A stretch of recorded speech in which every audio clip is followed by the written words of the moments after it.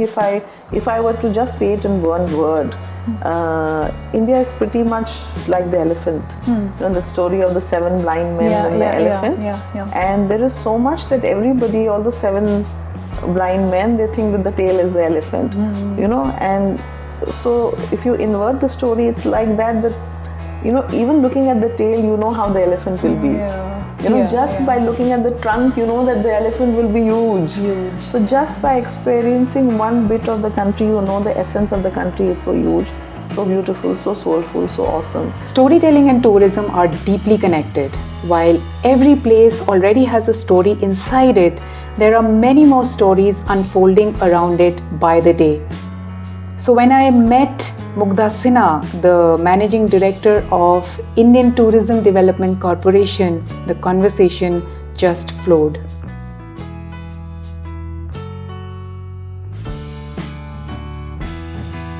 To maintain that diversity without flattening it into some kind of a cliché, because India is 10,000 stories, thousands of stories together.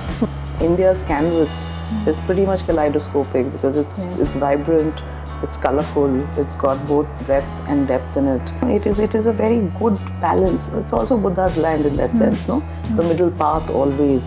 We are also the place where the Natanis grew up. The people who know how to originally do the demonstrative act of balance. So I think in that sense, we are not just a sacred geography, we are also a sacred geometry. If you look at our monuments, our built heritage, we are such a beautiful mix of nature, culture, right? And also a very, very good confluence of tangible and intangible. You look at the built heritage, the monuments, and you will find that there is an afterlife of the monuments also, right? And also the oral stories, the subaltern stories of how people in those times, then times ahead, a past of the monument, a present of the new monument.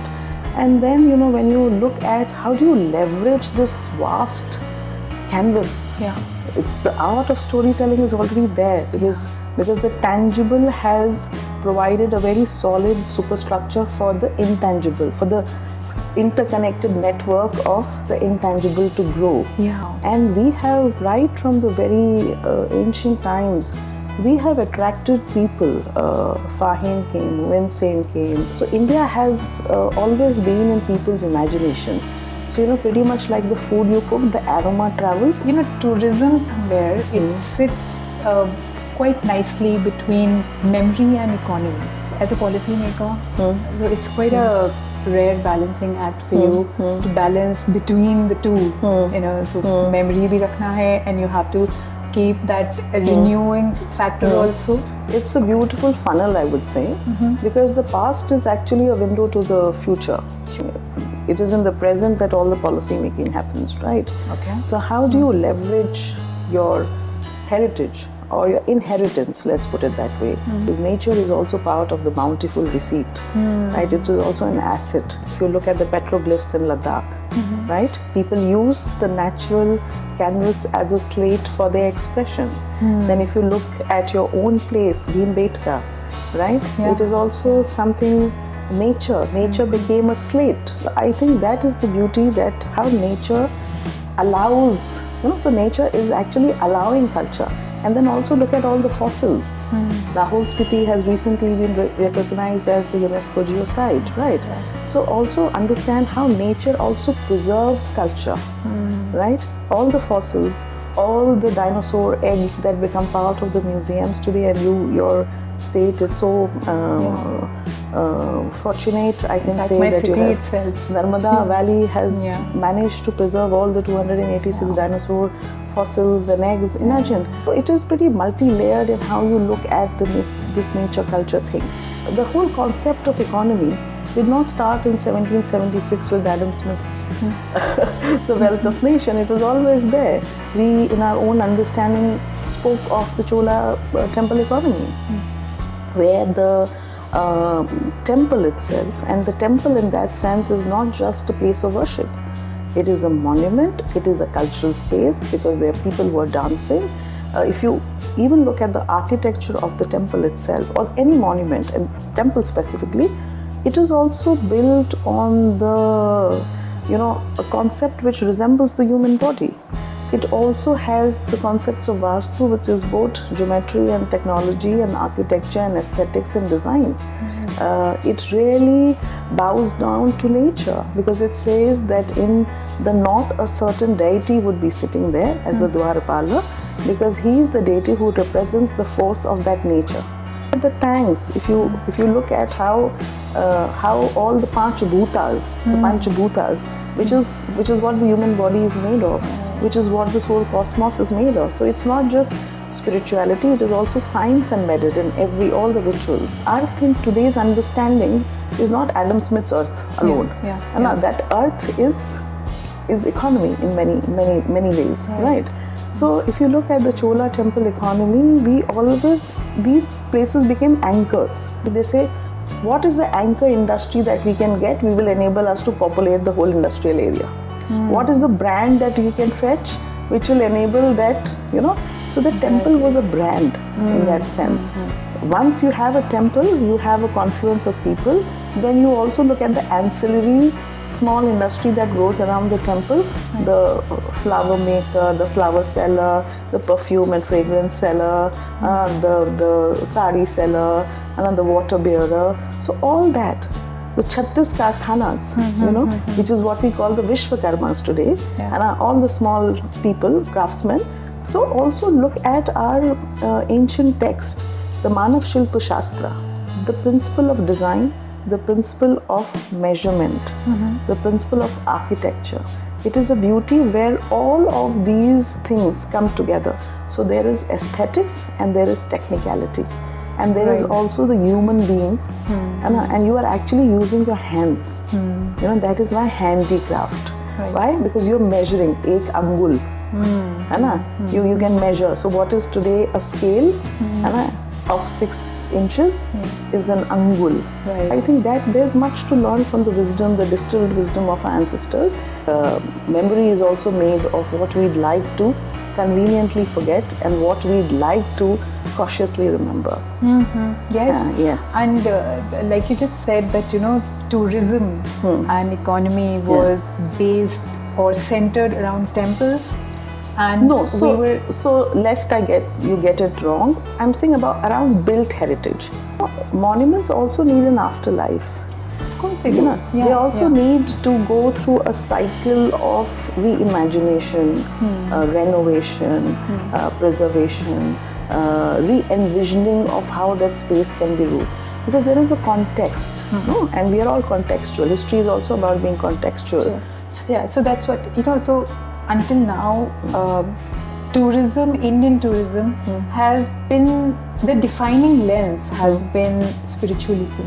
But now I think it's shifting more towards innovation, design. When we were doing a tourist profile of how India travels and how the world travels to India.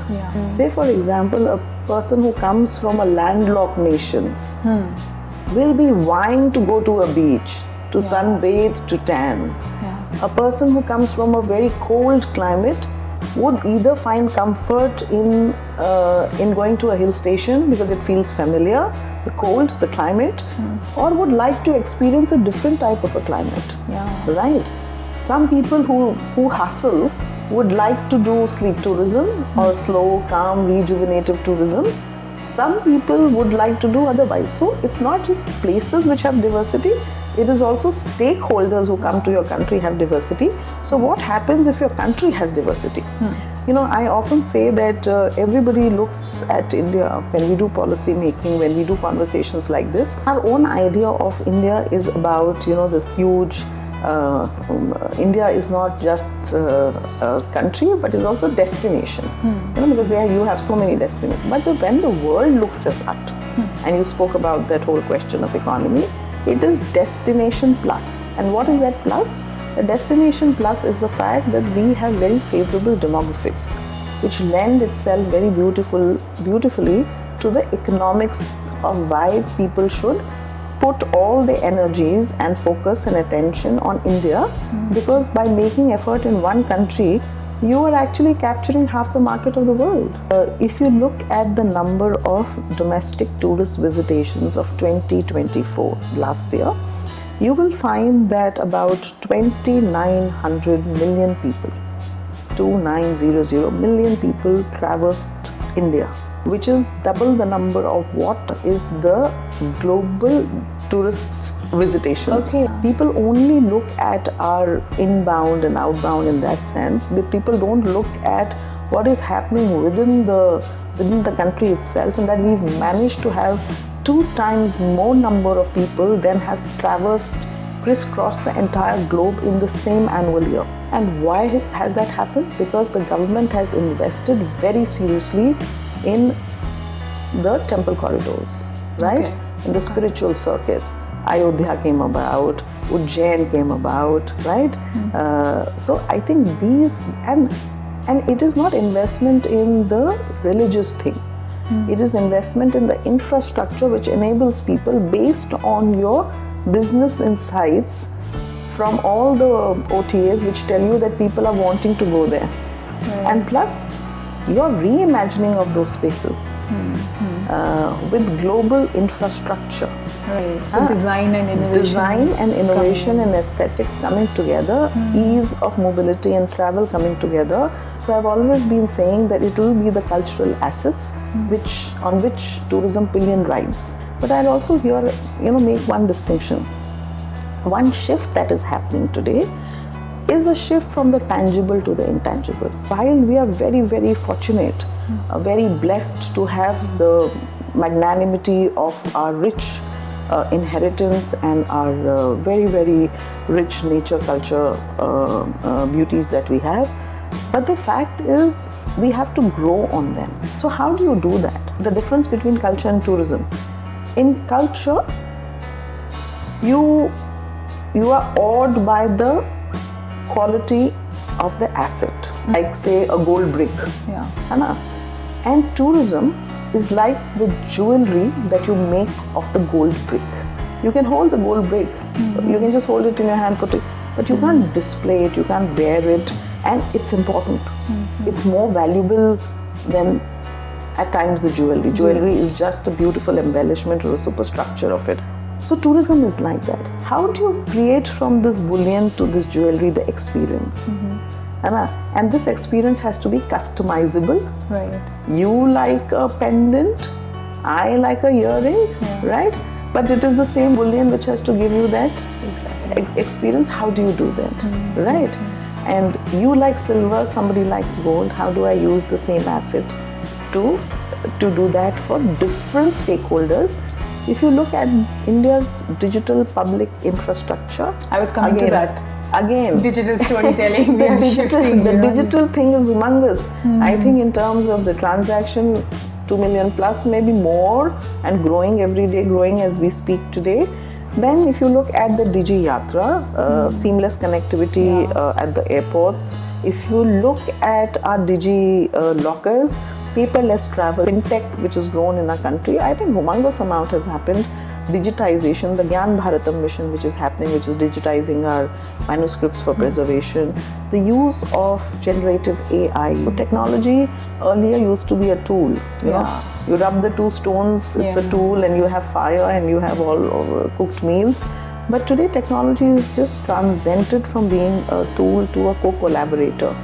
You asked me a question earlier about flattening. Thomas Friedman wrote a book called The Word is Flat, right? Flat, But the narrative cannot be flat because the TRP is pretty much like the ECG of a live breathing thing. So that the narrative has to have its troughs and crests. If I'm able to capture your attention, then I'm sure I can retrieve whatever's there in your deep pockets. So there is this, again, the Artha Trikon and the, Kam Trikon come together. Convergence. When you talk of leverage on one side, you will have to talk of convergence on the other side. Because we also have to optimize our resources. We also have to optimize our ideation. So the intellectual public property, we spoke of physical infrastructure, digital infrastructure, the cognitive infrastructure. I think that is where we need to invest more heavily. When people talk of culture as soft diplomacy. I say that culture, while maybe soft diplomacy, but it has all the elements to be hardcore commerce.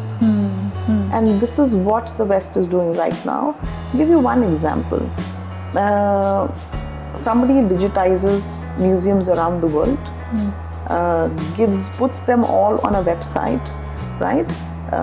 And they do it free, of course, pro bono, for all the countries. So they have gathered all the assets. They have made an inventory of your assets. Right. You didn't have to pay for it at that point in time when the digitization was being done. But then what happens is when you visit the website and you click on the video, you see 1 second of a teaser, and if you want to see the rest, you will have to pay for it. Or you have to subscribe to it. Okay. Right? And the subscription is a pay model. Right. So just to give you a taste of, yes, what it but is, it's our own. This is something that we possessed. I'm just saying that we have to encash our own assets. Seeing so much digitization, so much technology coming in, I wonder that tourism until now used to be something like a vacation, but we would always want it to be something like a citizenship, wherever you go. I have always wanted it to be somewhere, if I want to go somewhere, I want to stay there like a native, like a person who lives there, and I want to explore the everyday life. So I would just wonder, so how do we bring about that, that belonging? But when we see so much of digitization and so much technology coming in and so much speed coming in, we quickly go, visit, come back. What do you exactly mean by citizenship thing? So that, let's say that if I have this dream of going to Italy, I wouldn't go there to just, touch and come back. I want to stay there. I want to be a local. Then I wouldn't want to go and stay in a hotel. I would rather go and stay in somebody's house or make friends there. So what you are talking of, actually, if I can say in one word, maybe is the whole concept of how do you experience the country authentically. Immersion, immersive experience. So when you talk of immersion, I deliberately didn't use the word immersion because the moment you talk of immersion, people think it's technology. It has to be AR, VR, MR. So, because the immersion word has got so associated with the digital immersion that they won't understand my going to a museum and looking at a photo or a picture or a painting for hours on end. Because today there are museums which do research on how much time or how many seconds did a visitor spent in front of an artifact or a painting or a monument. Those are the kinds of nuanced understanding. Because see, a metrics is always about count the footfalls, count the head. It is a very numerical, if I can say, understanding of stuff. It's very quantitative, like numbers. Tell me the numbers, tell me the data. What is the footfall? What are the arrivals? So we are only talking of this. That's what. But with the lens of data analytics, you see that the numbers speak. The tiger stripes speak. There's much beyond the tiger stripes. So how do you count the leopard spots and figure out that kind of a thing? So countries abroad are also looking at the qualitative thing. For example, I'll just give you one example of a country. Europe gets about 700 million people total, out of which France is the country which is the most visited country in the world. It gets about 100 million people. This is what we are aspiring for 2047. 100 million people, and out of that, 1/10 of that goes to the Louvre Museum. Right? Louvre Museum at some point in time decided that we don't have the capacity, because for obvious reasons that footprints create carbon prints. They're climate consequences of the number of footfalls that they have, and given the context of the museum, they said that we like to restrict the monthly arrivals in the museum to a certain number, which is good business sense, which is good climate sense, which is good sustainability sense, because you also have to do maintenance of your museums to keep those artifacts. You also have to change your artifacts, etc. but it is also good for the fact that you create a certain idea of rarity. Oh, I missed it. I didn't get the ticket. Right? Yeah. So that also creates a longingness. And there is, if you look at the idea of belongingness, there is a certain longing in that belonging. Yeah, exactly. Right? There is. Yeah, because if you look at the diaspora abroad, they have this deep aching sense of longingness of their home.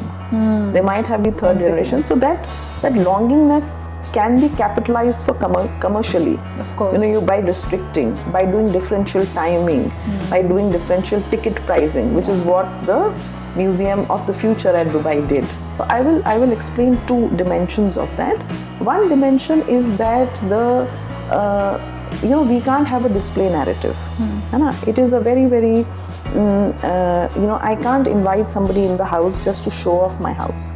I have to make the person feel comfortable in my house. Yes. Right? Right? So I am calling somebody into this house called India, where I belong, where my narrative belongs, and I want the person to feel comfortable. There are also other inhabitants or residents in my house. I don't want to invite my guests at the cost of disturbing my child having an exam, my grandparents wanting to do something else, and I invite a guest. So I have to be mindful. What I do as in my home, as in my country, because my country is also a home, home for all the citizens. So I have to be mindful of the local aspirations. I have to be mindful of the local cultures. Are they very keen on hygiene? Are they very keen on the fact that they want people not to spit, not to throw plastic waste in their valleys? So I have to be mindful of that. So how do I translate this into action, right? So that the other person coming from a different culture understands my culture. He is going to be very careful because he also knows he is going to a strange land. For him is a strange land, and he wants to have a warm welcome. He doesn't want to have anything. So that is the job, that intermediation between the local community and the visitor is the job of the person who is a policy maker. It can be the local community. So how do I do it? I put signages, I put instructions, I explain my culture to the other person in terms of what are my cultural taboos, what are my do's and don'ts, and I activate that, and I say that it'll be nice if you are mindful of this, if you are respectful, if you are going to an X place, kindly ensure that you are not in an expose act, because my people will feel bad about it. They will view in a certain thing. So I don't want either of my two communities, because there is no other in the world, right? So I think we have to facilitate that through our policy making intervention, and that also involves that we understand our own communities, because the country has done something very wonderful of giving the visitor, the tourist, an authentic experience by incentivizing the homestay policy. Right? So when you talk of the homestay policy, how do we give them the authentic experience? We don't want the homestays to become hotels and hotels. We want the homestays to actually retain their authenticity, which basically means that people who are doing the homestays should have a protocol to follow in terms of how do I build my toilets, which align with the materiality, which align with global concepts of people being able to use it, and which also safety also, which also are safe. What are the culinary practices? So how do I manage to colonize the idea of our culinary in other person's mind? That is very important. So these are practices that we have to put out into the world for people to understand. We have to explain those things.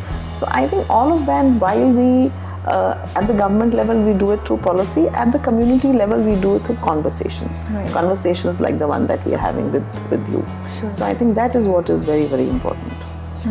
So I think that is my India, and I am so very proud of the country that I am born in, that I have the opportunity to serve in whatever capacity, and I really bow down to Mother Earth for giving me this very, very beautiful opportunity. And thank you so much for giving me this lovely moment in time for all the memory and nostalgia later on. But thank you so much. I'm really grateful to you. Thanks to you, because tourism has always been close to my heart. Yes. Because storytelling has been close to my heart. Yes. So it's it was just, I think it was automatic that this Yes. conversation had to happen. Yes. And I'm so happy that this was supposed to happen some 4 months ago. Yeah.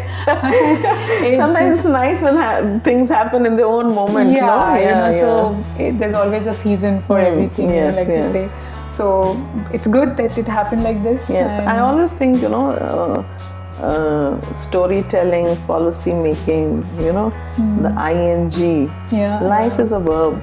And I think it is all about being in action.